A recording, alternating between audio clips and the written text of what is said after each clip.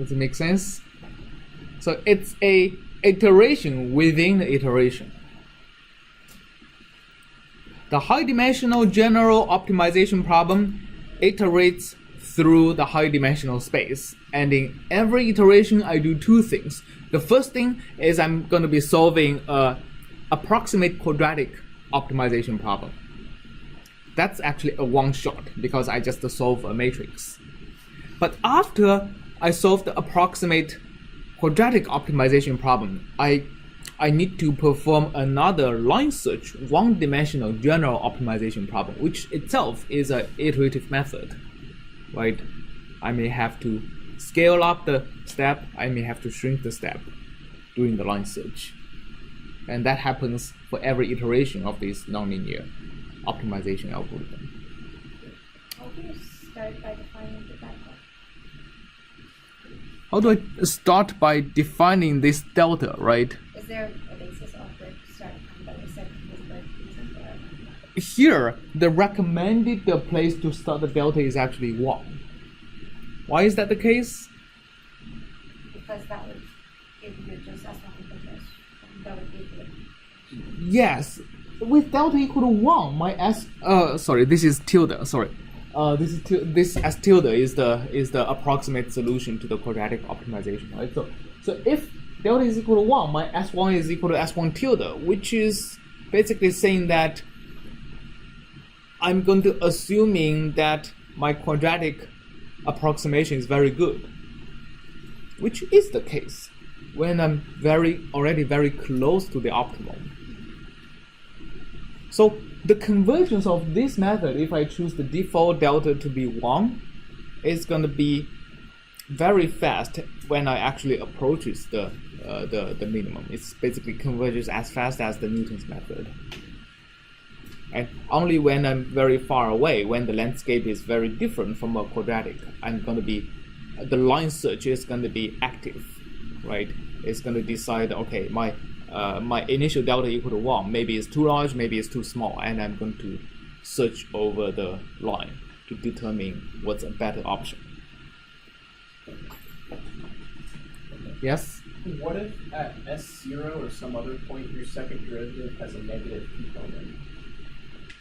So like if you started someplace where it was curved, there's downward curvature in both dimensions, and you fit a parabola, when you fit a parabola to it, there is no local minimum. That's a very good point. So that needs to be, we need to fix the Hessing at that point. So a key criterion, actually, you have brought up a key nuance on this algorithm, is that we want to make sure as we perform this line search, the line is actually pointed towards the downhill direction. And you can prove that only when the Hessing is positive definite. Right? So basically, in solving this quadratic minimization problem, you are inverting, you are taking the, if we are taking, right, so we are taking the b, which in this case is the gradient. We're going to invert it with the 2 times the Hessing. And the resulting search direction is guaranteed to be aligned, have a positive inner product with the gradient, only if the Hessing is positive definite.